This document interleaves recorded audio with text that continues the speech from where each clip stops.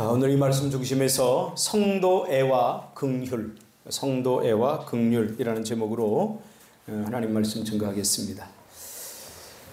삶이 절박하고 공궁에 처하여 더 이상 사람들의 도움으로도 해결을 할 수 없는 처지에 놓이게 되면 그 사람이 누구이든지 신을 찾게 되어 있습니다. 또한 신을 만나 그분과 함께 교제하고 동행하는 우리 그리스도인들도 역시 매 순간 하나님의 도움이 필요하지 않는 사람은 아무도 없습니다. 오늘 이 광야에 서서 예수님의 말씀을 듣고 있는 모든 사람들은 세상 사람들로부터 외면당한 사람들입니다. 그 누구도 이들을 도와줄 수 있는 그런 사람들이 주변에 없습니다. 그런 처지의 사람들이 지금 예수님의 말을 들으러 이곳에 나온 것입니다. 한마디로 이들은 긍휼에 처한 사람들입니다. 이것은 죄 아래 놓여 있는 우리의 자화상이기도 합니다. 우리가 마음만 먹으면 모든 것을 할 수 있고 무엇이든지 할 수 있을 것 같지만 긍휼에 처해 보면 압니다. 내가 할 수 있는 것이 아무것도 없구나 하는 것을 알게 됩니다. 사람들의 도움을 받지 못하는 사람들도 힘겹지만 그러나 사람들의 도움이 전혀 도움이 되지 안 되는 처지에 놓인 그러한 사람들 역시 고통스럽기는 마찬가지입니다. 저희 어머니가 이제 아프셔서 좀 병을 앓다 돌아가셨는데요. 저희 어머니가 저를 너무 사랑해 주셨는데 돌아가시기 얼마 전에는 저한테 그러더라고요. 내가 무슨 이야기를 자꾸 하니까 귀찮다. 그러니까 아무리 사랑하는 사람도 내가 어떤 처지, 곤경한 긍휼에 처하면 세상 누구도 도와줄 수 없는 처지에 놓이면 그렇게 되는 것 같아요. 저는 굉장히 그 말에 충격을 받았습니다. 어차피 우리 인생은 하나님 앞에 홀로 서야 되는구나. 그런 것들을 깨닫게 된 거죠. 오늘 예수님의 말씀을 들으러 광야로 나온 이 사람들은 한결같이 사람의 도움으로 해결할 수 없는 그런 문제에 직면한 사람들입니다. 이들은 적어도 그걸 알았던 거죠. 그래서 절박한 심정으로 예수님 앞에 나온 거죠. 이런 사람들을 우리는 긍휼에 처했다라고 말할 수 있습니다. 그러면 긍휼이란 무엇입니까? 오늘 본문을 이해하기 위해서 우리는 긍휼이 무엇인가 알아야 됩니다. 제가 다시 한번 강조하지만 이 팔복은 도덕과 윤리, 성품의 문제가 아닙니다. 도덕과 윤리, 성품의 문제가 아닙니다. 이것은 팔복은 철저히 복음입니다. 그래서 복음으로 이해하고 받아들여야지 오늘 이 성경 전체가 해석이 됩니다. 그러므로 팔복은 누가 하나님 나라에 합당한 사람인가? 라는 질문에 대한 예수님의 답이요 설명인 것이죠. 그러면서 심령이 가난하다, 애통하다 이런 이야기를 예수님께서 하신 거죠. 그러므로 예수님은 하나님 나라에서는 긍휼에 처한 사람, 그렇죠? 긍휼에 처한 사람이 복되다라고 말하고 있는 것입니다. 긍휼에 처한 사람이라고 표현된 이 말은 긍휼히 여기는 사람이란 뜻입니다. 그러니까 누가 불쌍한 사람이냐면 예수님이 보기에 우리가 보는 눈과 예수님이 보는 눈은 다른데 누가 불쌍한 사람이냐면 불쌍한 처지에 있는 사람이 불쌍한 게 아니라 불쌍한 처지에 있는 사람을 불쌍하게 여기지 못하는 사람이 불쌍한 사람. 이게 예수님의 결론이에요. 오늘 이 본문을 팔복을 도덕과 윤리로 해석하면 어떻게 되냐면 이 긍휼이란 말을 성품으로 받아들이게 돼요. 그래서 너그러운 마음을 가지고 공감해주고 이해해주는 사람 뭐 이런 쪽으로 생각을 해서 내가 그쪽을 자꾸 개발하려고 해요. 난 더 넓은 마음을 가질 거야. 더 많이 이해할 거야. 이러면서 그쪽을 개발하려고 해요. 기독교 신앙은 그걸 말하는 게 아니에요. 기독교 신앙은 돌을 닦는 게 아니에요. 아무리 우리는 도를 닦아서 어느 정도에 올라도 다 죄인입니다. 그래서 윤리적이고 율법적인 신앙을 가졌던 사람들이 결국 부닥치는 게 뭐냐? 위선이에요. 그런 척 하는 거죠. 그런 척. 왜 안 되니까. 그래서 우리는 윤리를 뛰어넘는, 윤리가 필요 없다는 거예요. 윤리를 뛰어넘는 복음으로 이 말씀 우리가 접근하지 않으면 이 긍휼이라는 말도 우리가 온전히 이해할 수 없죠. 그럼 긍휼이라는 것이 무엇입니까? 이해를 돕기 위해서 동정심과 긍휼을 구분할 필요가 있습니다. 동정심이란 근본적으로 주관적 감정에 의해서 만들어집니다. 우리 주변에 불쌍한 사람들 있잖아요. 저 사람 참 불쌍하다. 이런 사람들. 이런 감정들은 주관적 감정에 의해서 만들어지는 거예요. 감정은 어떻게 만들어지냐면 어떤 일어난 사건, 내가 보고 듣고 경험한 일어난 사건에 대해서 의미 부여를 하면 감정이 생기는 거예요. 어느 초라한 할머니가 리아카를 읽고 막 이렇게 가요. 그러면 동정심이 생기죠. 측은지심이 생기죠. 그래서 그 리아카를 밀어주고 싶어요. 내 주관적 감정이 어떻게 해요? 의미 부여를 한 거예요. 저 사람은 참 불쌍하구나. 저렇게 연세가 많은데도 저 리아카를 몰고 폐지를 줍는 거 보니 아마 자식들의 돌봄을 받지 못하는 것 같아. 이런 생각을 정보를 통해서 어떻게 해요? 의미 부여를 한 거죠. 저분은 불쌍해. 그래서 내가 측은지심이 발동해서 이걸 밀어주는 거죠. 그렇죠? 이 동정심이라는 것은 주관적 감정에 의해서 만들어집니다. 주로 비슷한 불행이 자신에게도 일어날 수 있다는 가능성 때문에 불행을 당하는 어려운 처지에 있는 사람들에게 측은지심을 가지는 거죠. 그러니까 여기에는 이해타산이 작용합니다. 물론 이런 동정심은 다른 사람들의 불행에 대해서 고소해하거나 내가 그럴 줄 알았어. 싸다 싸. 그런 수준 낮은 마음을 갖는 것보다 훨씬 낫습니다. 동정심을 갖는 것은. 그러나 오늘 예수님께서 말하는 긍휼을 이해하기에 동정심은 옳지 않은 방향입니다. 이 동정심은 주로 친밀한 관계 때문에 측은히 여기는 마음이 생기거나 혹은 자기의 주관적인 마음의 불편함을 해소하기 위해서 돕는 마음을 말합니다. 오늘 예수님께서는 긍휼이라고 말할 때 이 긍휼은 무조건적인 그런 긍휼입니다. 무조건적인 동정심입니다. 너의 처지를 깊이 공감해서 그것에 그치지 않고 그가 긍휼한 처지에서 벗어나도록 힘써주고 함께해주고 도와주는 것. 이것이 예수님이 말한 긍휼입니다. 근데 우리는 긍휼을 모든 사람에게 적용하진 않습니다. 긍휼을 누구한테 적용해요? 적용해주고 싶은 사람. 그렇죠? 적용하고 싶은 사람. 그런 사람한테만 적용을 합니다. 근데 여기서 우리가 속아요. 어떻게? 난 긍휼한 사람이야. 왜? 난 불쌍한 사람을 보면 측은지심이 발동해. 그래서 옷도 벗어주고 그를 도와줘. 근데 우리 이렇게 물어봐야 돼요. 그러면 나는 모든 사람에게 긍휼을 베풉니까?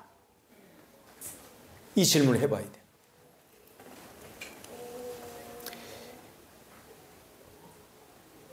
이것이 가능해지려면 긍휼에 처한 사람을 누구로 볼 것인가를 먼저 우리가 규정해야 됩니다. 어려움에 처한 사람을 누구로 볼 것인가. 이게 굉장히 중요해요. 이미가 어떤 사람한테 맞고 있어요. 나는 못 본 채로 갈 겁니다. 내 아들이 아니기 때문에. 근데 최병 집사님은 어때요? 애들이 몇 명이서 때리든 20명이든 100명이든 달려들어서 내 아들을 구할 것입니다. 그러니까 우리가 미워하는 사람 그리고 긍휼히 여기는 사람 이것은 사실은 다 내 마음에서 나오는 거예요. 내 마음. 오늘 내가 눈을 떠서 일어나서 기분이 좋으면 모든 사람들이 다 이뻐 보여요. 근데 오늘 아침에 일어나서 내 기분이 나쁘면 내 옆에 있는 사람도 짜증이 나요. 결국은 내 안에서 이 모든 게 일어나는 거예요. 그러므로 긍휼이 가능해지려면 내가 긍휼히 여길 사람을 누구로 인식하고 받아들여야 될 것인가, 이게 굉장히 중요합니다. 예수님은 모든 사람에게 긍휼을 베풀었어요. 우리가 알기에는 의인들만, 하나님의 말씀대로 잘 사는 사람만 긍휼을 베풀었다고 생각하는데 잘못된 여러분 생각입니다. 예수님은 예수를 믿는 사람도 사랑하고 믿지 않는 사람도 사랑합니다. 죄 없는 사람도 사랑하고, 죄 없는 사람은 없지만 죄 짓는 사람도 사랑합니다. 이렇게 얘기하면 여러분들 굉장히 혼란스러울 거예요. 왜? 우리나라 사람들은 이 설교를 굉장히 근본주의적인 시각에서 많이 바라보고 들었어요. 그래서 옳고 그름을 분명히 나누어야 돼요. 근데 예수님의 행적을 가만히 추적해 보면 아까도 얘기했지만 예수님은 옳음보다는 친절함이 더 중요하다고 말하는 거예요. 옳음이 중요하지 않다는 거 아니에요. 어떤 사람은 옳은 말만 하는데 그 말을 들으면서 상처를 깊게 받아요. 그러면 그 옳은 말이 과연 복음인가라고 우리가 생각해 볼 때 이 심각한 문제가 발생할 수 있다는 거예요. 예수님은 우리 모든 사람을 가족으로 여기셨어요. 가족. 근데 어떻게 가족 삼아주냐, 이게 중요한 거예요. 우리의 육신의 가족은 피를 나눠야 되지만 영적 가정은 어떻게 형성이 되냐면 사랑으로 형성이 되는 거예요. 사랑하면 가족이 되는 거예요. 여러분 믿으십니까?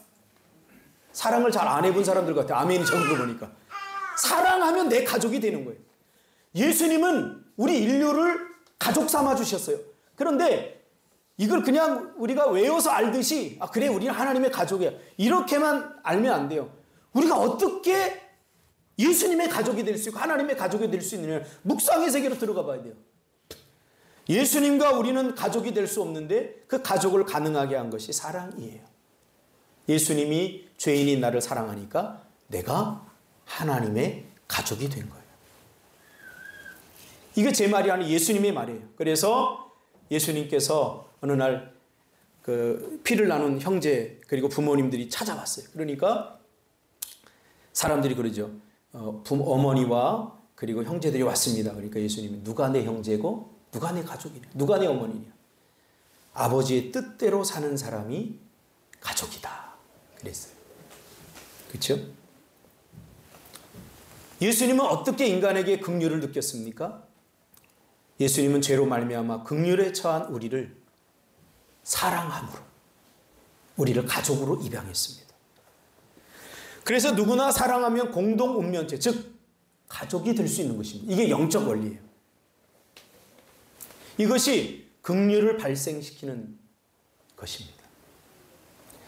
생각해 보세요. 다른 사람이 고통당하는 것을 내가 참 안 됐다 이 정도로 넘기는 것은 내 가족으로 생각하지 않기 때문에 그런 거예요. 오늘날은 가족도 많이 해체되어서 심지어 피를 나는 가족도 그렇게 애달지 않아요. 긍휼을 발생시키는 것이 무엇입니까? 바로 가족의 사랑입니다. 긍휼에 처한 사람은 내 사랑하는 가족인 것이죠. 아직도 저는 잊을 수 없는 내 인생의 몇 가지 기억 중에 하나인데요. 같이 신학을 하던 동기가 나이가 좀 있었어요. 저보다 한 5살 정도 많았어요. 근데 이 형님은 영등포 창녀촌 아시죠? 잘 모르나요? 네.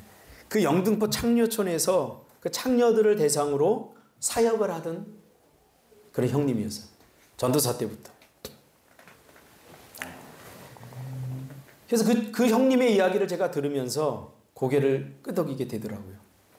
이 사회는, 이 세상은 창녀들을 참 못된 사람들, 부도덕한 사람들, 나쁜 사람들로 여기지만 자기는 그럴 수 없다는 거예요. 왜냐하면 자기가 이렇게 공부하게 된 원인은 자기 큰 누나가 그 일에 종사했었다는 거예요.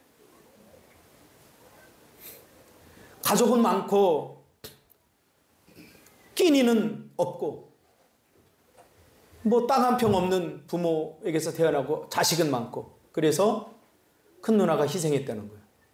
그 8명이나 되는 동생들을 공부시키려고 하니까 뭐 돈이 한두 푼 드는 거 아니니까 나중에 알은 사실이에요. 이 형님 나중에 알은 사실이에요. 그래서 보니까 자기 누님이 그 일을 해서 먹여 살렸다. 그러니까 누가 돌을 던질 수 있냐 말이에요.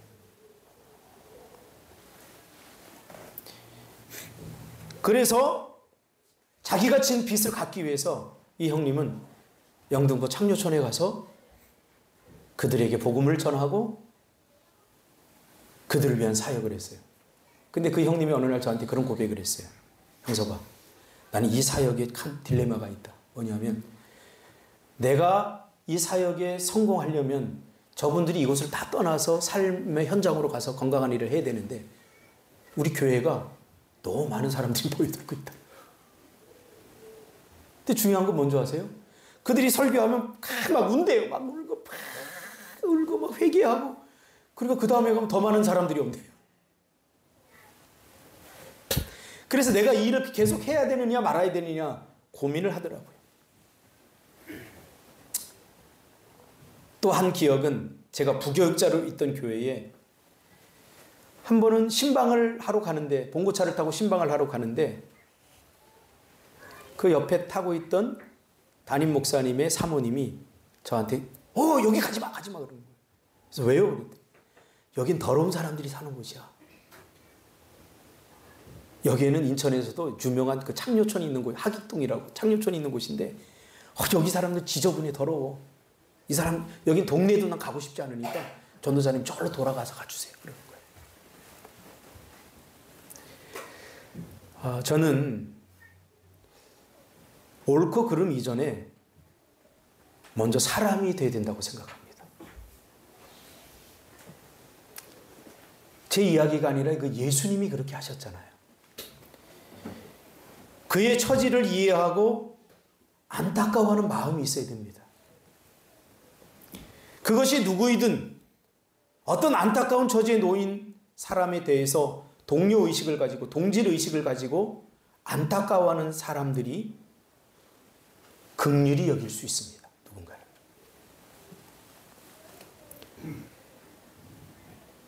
저는 우리 성도들도 긍휼히 여기는 마음이 있어요.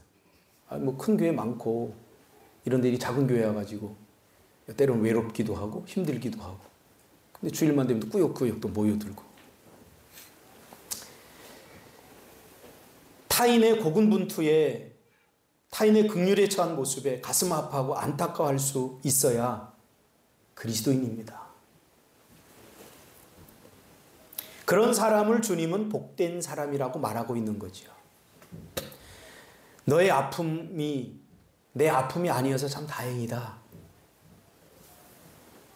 너희들은 예수 믿지 않기 때문에 이렇게 고통을 당하는 거야. 여기서 멈추면 안 돼요. 그럼 어떻게 됩니까? 너의 아픔 속으로 들어가야 되는 거죠, 내가. 여러분, 너의 아픔이 내 아픔입니다. 너와 내가 다르지 않습니다. 그것이 교회 공동체입니다. 우리는 사랑으로 묶여져 있다는 것을 기억해야 됩니다. 저는 오늘날 교회의 안타까움이 뭐냐면 이 교회가 공동 운명체가 아니라 집합체처럼 여겨져요. 사람들이 모였다 툭 떠나가요. 여기에서 정이라든가 사랑이라든가 안타까움이라든가 그런 것들이, 그런 일들이 별로 발생하지 않아요. 왜? 서로 문 닫고 살아요. 그냥 내가 하나님 앞에 예배만 드리면 끝이에요. 하나님 나에게 복만 주면 끝이에요. 복음을 잘못 이해하고 있는 거예요. 복음은 하나님이 이렇게 주지 않아요. 이렇게 주죠. 사람을 통해서. 사람이 복인 거예요. 사람이 은혜인 거예요. 하나님의 축복은 누구를 통해서 오나요? 사람을 통해서 와요. 저희 매형 되시는 장로님이 갑자기 암에 걸렸어요. 막 누님이 울면서 전화가 왔어요. 이거 어떡하냐. 제 제자가 서울대병원에 있어서, 삼성병원에도 있고 서울대병원에 있어서 삼성병원에 전화하고 서울대병원에 하니까 서울대병원에 있던 친구가 더 저를 선대하더라고요. 목사님 잠깐 기다려보세요. 내가 무조건 잡아줄게요. 이러는데 삼성병원에 있는 친구는 환자가 너무 많아서 한 6개월은 기다려야 될 것 같아요. 이렇게 불안하게 얘기하더라고요. 그래서 마음 가는 쪽으로 서울대병원 쪽에 했더니 수술을 한 분이 누구냐면 백령도에서 해병대 군의관으로 있던 분이에요. 저희 장로님이 군문호로 계셨거든요. 그래서 보니까 좀 아는 사이예요. 그래서 정성을 다해서 수술해 지금 완치됐습니다. 완치됐습니다. 그러니까 옆에 있는 분들, 너의 아픔이 내 아픔이 되어야 됩니다. 너의 고통이 내 고통이 되어야 됩니다. 저 강요하는 게 아니라요. 예수 믿으면 그렇게 하나로 연결되어질 수밖에 없습니다. 사랑하는 가족이 아픈데 내가 발 뻗고 잠을 잘 수 있나요? 예수님 지금 그 이야기를 하고 있는 거예요. 우리는 타인의 고통과 아픔에 긍휼을 베풀 여유가 별로 없습니다. 그저 자기 살기 바쁜 세상이 되어버렸죠. 오히려 타인이 친절하고 힘겨워하면, 좌절하고 힘겨워하면 내가 아니어서 다행이다. 이런 생각을 갖는 것이, 또 이런 생각으로 우리가 하나님의 복을 치환합니다. 하나님이 나에게만 복을 주셨기 때문이에요. 하나님이 나에게 복을 주셨다면 나만 누리라고 주신 거 아니지 않습니까? 하나님이 나에게 주신 어떤 것들은 타인과 함께 공유하고 그들을 섬기라고 주신 것 아니겠습니까? 그러나 우리는 타인이 고통당하고 좌절하면 네가 포기해야 내가 더 많이 누릴 수 있다라고 하는 생각을 갖고 살아갑니다. 여러분, 어떤 마음으로 살아가야 하는 것이 맞는지 우리 잘 알지 않습니까? 타인을 미워하고 시기하고 질투하는 마음을 한가득 가지고 살아가는 자는 결코 행복할 수 없습니다. 성경은 그것을 사망의 음침한 골짜기를 걷는 것과 같다라고 표현합니다. 그러나 비록 연약하고 부족하더라도 타인을 돕고 함께하고 긍휼히 여기는 마음, 가난한 마음을 가진 자가 복되다고 오늘 주님은 말하고 있는 거예요. 그러니까 뭐예요? 긍휼 자체가 복은 아니에요. 긍휼 자체가, 가난 자체가 복이 아니라고 그랬잖아요. 그렇죠? 그러나 긍휼에 처한 사람들을 긍휼히 여길 수 있는 마음을 가진 자가 복된 자예요. 오늘 우리는 긍휼히 여기려고 하지 않잖아요. 왜요? 내가 손해봐야 되니까. 저 사람 불쌍히 여겨. 그러면 나의 것이 나가야 돼. 내 시간이든 내 물질이든 내가 그를 돕기 위해서 내 에너지를 사용해야 돼. 그러니까 애써 모른 척하고 외면하게 되죠. 하나님은 그런 사람을 복되다고 말하지 않습니다. 오늘 긍휼에 대한 이야기를 하는데 이 긍휼에 대한 이야기는 앞에 전제가 있어요. 뭐냐면 하나님은 누구에게 은혜를 베푸는가에 대한 답입니다. 하나님은 누구에게 은혜를 베풉니까? 긍휼히 여길 줄 아는 자에게 은혜를 베푼다는 거예요. 그래서 긍휼이 중요한 거예요. 그러므로 긍휼히 여기는 사람들이 하나님의 긍휼을 입습니다. 이것은 필요 조건이 아니라 충분 조건으로 이해됩니다. 그러니까 하나님의 은혜를 받기 위해서 우리는 긍휼한 사람이 되어야 된다. 긍휼을 조건으로 삼는 게 아니라 이미 우리는 하나님의 은혜를 입은 사람들이기 때문에 우리는 충분 조건으로서 당연히 긍휼을 베푸는 사람이 되어야 된다. 그 말이에요. 하나님이 우리에게 긍휼을 베풀려고 할 때는 아무것도 안 주고 너의 것을 다 박박 긁어서 주라 그 얘기 아니에요. 이미 주었다는 거예요. 이미. 그래서 오늘 이 본문의 말씀도 필요 조건으로서 긍휼이 아니라 충분 조건으로서 긍휼이에요. 안 주고 주라고 하면 이건 잘못된 거죠. 그러나 하나님이 이미 우리를 위해서 다 주셨어요. 생명까지도 다 주셨어요. 그러니 너희도 긍휼에 처한 자를 긍휼히 여겨라. 그 말이에요. 타인을 긍휼히 여기는 사람이 하나님에 의해 긍휼히 여김을 받습니다. 이것을 예수님은 또 다르게 표현을 했죠. 대접받고 싶은 대로 대접하라. 이것도 조건이 아닙니다. 자, 너 우동 먹고 싶어? 그럼 다른 사람 우동 대접해. 이건 필요 조건이죠. 이게 아니에요. 이미 너에게는 우동을 다른 사람을 대접할 만한 그런 복과 은혜를 내가 이미 다 주었잖아. 그러니까 너도 그렇게 해. 그 말이에요. 충분 조건으로서. 다 주었는데도 창고를 짓고 거기에다 가득 싸놓고 내일이 염려되니까 이거 나의 내일을 위해서 쓸 거야. 이게 문제인 거예요. 그래서 예수님이 뭐라고 그랬어요? 이번에 우리 장로님 박춘성 집사님 장인 장모님 오셔서 그 장모님이 얼마나 재밌는지 손자를 키우는데 손자가 말 안 들으면 야 너 죽는다 이렇게 표현한대요. 죽는다 이렇게 표현한대. 그래서 내가 가만히 듣고 있다가 이게 설교 시간에 써먹어야 되겠다. 그렇죠?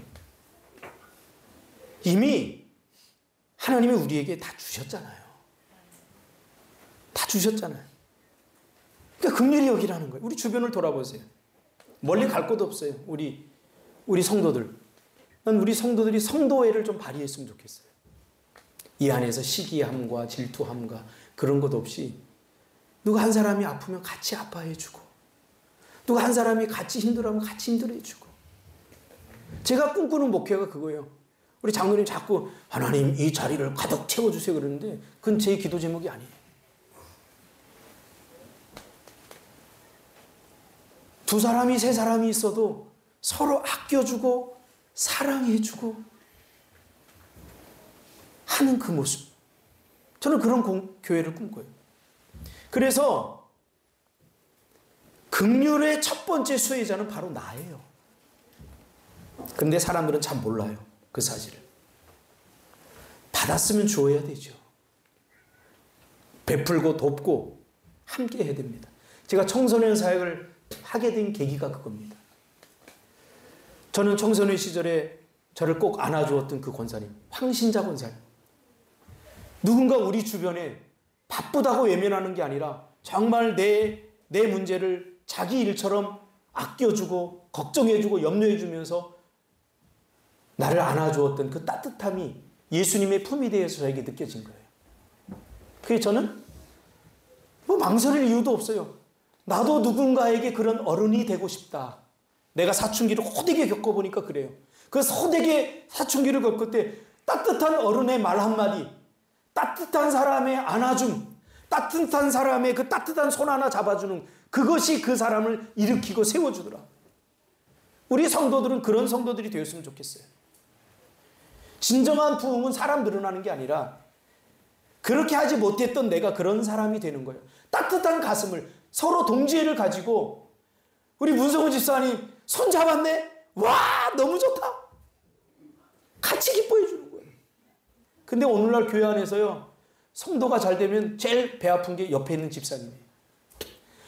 하나님 왜 내 기도를 안 들어줘요?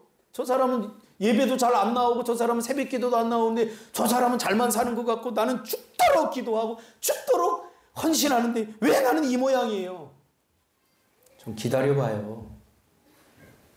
왜 하나님을 그렇게 신뢰를 못해요? 좀 잠잠히 기다려봐요. 그래서 정말 옆 사람이 잘 되는 걸 정말 내 일처럼 기뻐해 주는 거예요. 가족이잖아요, 우리는. 옆 사람이 안 되는 것을 안타까워 가슴 아파. 그래도 우리 교회는 그런 것들이 많이 보여서 참 감사해요. 이 동지애. 서로 긍휼히 여기는 마음에서 뭐가 생기냐면 동지애가 생겨요. 저는 이번에 노회를 가서 노회장님이 한 설교가 더럽게 못하더라고요. 그런데 은혜를 받았어요. 딱 한마디. 우리는 동지입니다. 목회자의 마음을 누가 알아주겠습니까? 성도가 알아주겠습니까? 저와 여러분이 알지 않습니까? 내 표정만 봐도 저 목사님은 어떤 처지에 있는지 우리는 알지 않습니까? 한데 그냥 눈물이 확 나더라고요. 동지. 인류애. 성도애. 요즘 이 신정이가 새벽 기도를 나오는데 걱정이 돼요. 아니 제가 무슨 일이 또 있나? 그래서 주변 사람들한테 제가 얘기했어요. 신정이를 좀 같이 기도하자고. 무슨 일인지 묻지는 않아요. 저는 잘 안 물어요. 교회 안에서 성도애를 가져야 됩니다. 설거지하는 거 보면 내가 오늘 기운이 좀 나면 당번이 아니더라 내가 좀 하자. 이게 성도예요.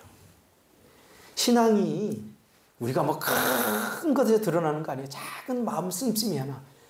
너의 처지가 돼보고 너의 입장이 돼보고 오늘 보니까 오성훈 집사님 결단을 얼굴이 초죽음이 됐어. 근데 오늘 또 설거지 당번이네? 그러면 어떻게 해요? 동지애를 발휘해서 집사님 오늘 내가 대신해 줄게. 그게 복음이에요. 얼마나 좋겠어요. 그죠? 그렇다고 오성훈 집사님 아니에요. 내가 할게 그럴 뿐도 아니고 아싸. 그리고 모른 척 할 뿐도 아니에요. 이게 살만한 세상 아닐까요? 저는 인천에서 목회할 때 그렇게 했어요. 누가 한번 졸업식 하면 다 가요, 성도들. 우리. 심지어 우리 큰딸 졸업할 때 제가 못 일어났어요. 새벽에 너무 피곤해갖고 자고 있는데 김태환 지사가 벌떡 일어나니 목사님 예린이 졸업식이에요. 제일 먼저 뛰어갔어요. 제일 먼저. 나는 나중에 일어나서 허겁지겁 보니까 졸업식 다 끝났더라고요. 나보다 내일을 더 걱정해주는 제자들이 있어 저는 참 행복했습니다. 그런가 하면 우리 제자들의 집에 무슨 일이 일어나면 그 일이 정말 내일처럼 느껴져서 감사했구나. 우리가 힘쓰고 애쓸 것은 이 자리에 많은 사람들을 억지로 갖다 집어넣어서 자꾸 성도를 찍어내는 게 아니라 여러분들이 제대로 살아서 동지애를 발휘하고 사랑애를 발휘하고 이 가족애를 확장시키는 게 확장. 이제는 우리 성도들이 가족이었는데 이제 우리 이웃들도 가족 삼고서 한다면 왜 전도가 안 되겠어요? 저는 우리 희수에게 참 감사해요. 희수 집사죠. 희수 집사. 참 얼마나 동분서주하고 얼마나 열심히 무슨 일을 하는지 몰라요. 한편으로는 그런 걱정도 들어요. 저렇게 열심히 하다가 시기하는 사람이 있을 수 있는데 질투하는 사람이 있을 수 있는데 그러다 한 방 퍽 맞으면 또 쓰러지지 않을까? 그럼 쓰러질 때 이제 내가 가서 손잡아줘야지. 그 생각을 하는 거예요. 그런 사람들이 있어요. 열심히 하면 다 같이 그런 아니에요. 교회 안에 더 심해요. 시기하고 질투하는 사람들이 있어요. 그래도 얼마나 열심히 하는지 몰라요. 열심히. 우리 민지 집사 나이 몇 살인데 이제 30 초반인데 오케스트라를 맡겨놨더니 얼마나 헌신적으로 또 오케스트라 열심히 하는지 몰라요. 그걸 보면은 좀 감동해서 안 보낼 애들도 좀 보내고 열심히 참여해야 되잖아요. 우리가 그리스도인이라는 양심 있는 그리스도인이라. 얼마나 자기 돈 들여서 헌신해요. 자기 돈 들여서. 우리 보람 집사 애 둘만 하라 했더니 왜 괜히 그냥 셋째까지 생겨가지고 하나 손잡고 둘 손잡고 하나 없고 지금 피아노 하는데도 아기 띠두르고 피아노 치더라고요. 수요일 날 나오죠. 성가대 곡 해야 되죠. 잘 치지 않아요. 그래서 내가 이 성가곡 고르는 것도 힘들어요. 플랫이 3개 이상 붙으면 2주 이상 걸려요. 그 플랫 하나짜리만 해봤더니 다 끝나버렸어. 다음에 이 찬송가 할 때는 그냥 플랫 하나 있는 걸로만. 그러고 싶은 심정, 막 도와주고 싶은 심정이에요. 목욕탕 한번 가보는 게 소원이라잖아요. 이 소원 못 들어줘요? 제가 그랬어요. 보람아, 내가 애들 봐줄 테니까 목욕탕 한번 가. 이게 동지애라고 생각해요. 여러분, 천국이에요. 우리가 죽어서 가는 그것이 아니에요. 천국은 이미 임했어요. 천국을 목표로 삼지 마세요. 내가 죽어서 가는 천국, 그 목표로 삼지 마세요. 그러니까 죽으면 다 가요. 중요한 게 뭡니까? 지금 내 삶에 임한 천국을 우리가 누리는 거예요. 내가 천국에 대해 설명했잖아요. 천국은 장소적 의미라기보다는 관계적 의미가 더 커요. 아무리 천국이 황금 보화가 가득 차 있는 곳이라도 살고 싶지 않은 사람과 살면 그것이 천국일까요? 그런 생각을 해봐요. 그러나 아무리 누추한 곳이라도 그곳에 내가 살고 싶은 사람과 함께하면 그것이 천국이 되는 거예요. 천국을 관계적으로 접근해야 돼요. 좋은 교회도 저는 마찬가지라고 생각해요. 교회는 좋은 교회, 나쁜 교회 없습니다. 큰 교회, 작은 교회 없습니다. 그냥 교회일 뿐입니다. 교회다움은 성도가 이런 동지애를 갖고 서로 긍휼히 여기는 마음을 가져야 돼요. 저는 우리 제자들이 얼마나 긍휼히 여겨지는지 몰라요. 쟤네들이 뭘 안다고 여기에 그 20대 때 결단하고 30대 초반에 여기까지 따라와서 여기서 개고생을 하고 있잖아요. 뭘 알아서 여기 뭐 사명감을 갖고 오지 않았어요. 쟤들 내가 알아요. 새벽기도 안 나오잖아요. 사명감이 있으면 새벽기도 안 나올 수가 없어요. 그냥 목사님 혼자 보내기 안타까우니까 같이 따라온 거예요. 쟤네들이. 내가 힘들 때 같이 울어주고 내 미래가 안 보일 때 목사님이 같이 기도해 줬어. 그거 보고 온 거예요. 동지에 보고. 목사님 혼자 간다니까 나라도 가져야지. 그리고 온 거예요. 전 알아. 그래서 안쓰러워요. 안쓰러워요. 뭐 쟤네들만 그래요? 다 그래요. 우리 미아은 집사님, 내 친구 문승곤 집사님 다 그래요. 동지.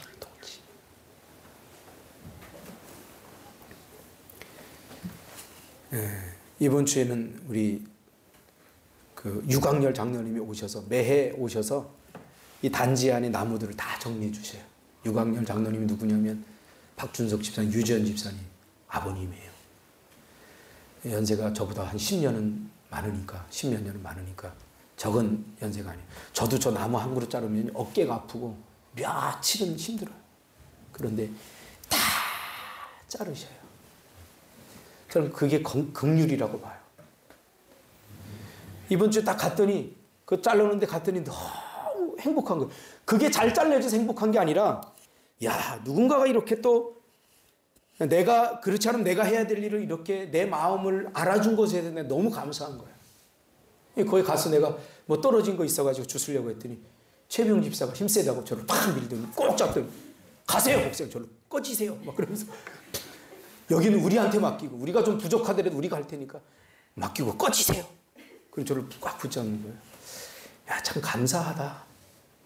저는 여러분이 하지 않더라도 평생을 여기서 내가 손이 다 부르틀까지 하면서도 불평하고 불만하지 않을 자신감을 갖고 제가 그 일을 해요. 지금도 감사해요. 내가 일할 수 있어서. 잔디 깎고 풀 뽑고 하는 거 내가 만약에 그거 감사하지 않으면 제가 못해요. 이 일이 보통 일이 아닌데. 그런데 그런 마음을 가져주니까 동지애가 생겨서 너무 좋은 거예요. 장로님이 그 자르다가 또 뭐 다리를 다쳤대요.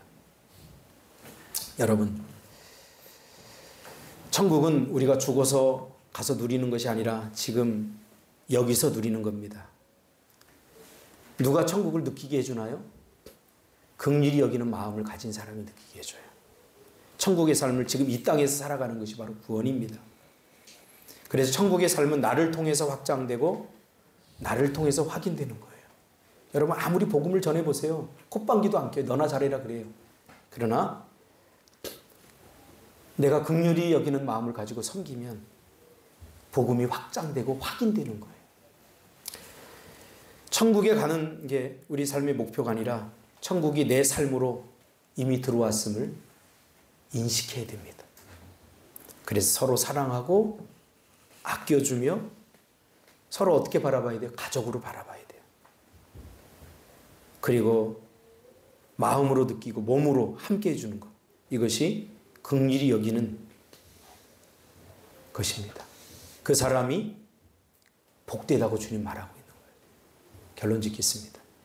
긍휼에 처한 사람이 불쌍한 게 아니라 긍휼에 처한 사람을 보고도 긍휼히 여길 수 없는 무감각한 마음을 가진 사람이 불쌍한 거예요. 참 이번에 감사한 게 뭐냐면 우리 지역 청년이 부모님이 되게 걱정했대. 여기 보내놓고 너무 걱정이 많았는데 거기 며칠 있다 올 줄 알았는데 이제 제주 여자 만나서 제주에서 결혼해서 제주에서 뼈를 묻겠다고 하니 이거 어떻게 된 건가 하고 저한테 확인을 하면서 분은 도대체 어떻게 된 거예요. 예, 지역 청년이 잘하고 있습니다. 그래서 저한테 그래요. 목사님 덕분입니다. 감사합니다. 그래서 제가 그랬어요. 난 아무것도 한 게 없어요. 그냥 내버려뒀어요. 주님이 하신 거예요. 주님. 내가 뭐라고 그랬니? 잘하라고 그랬니? 피아노 반주하라고 그랬니? 아무 얘기도 안 하잖아. 다 알아서 해요. 주의 은혜를 경험하면 다 알아서 합니다. 기도하겠습니다.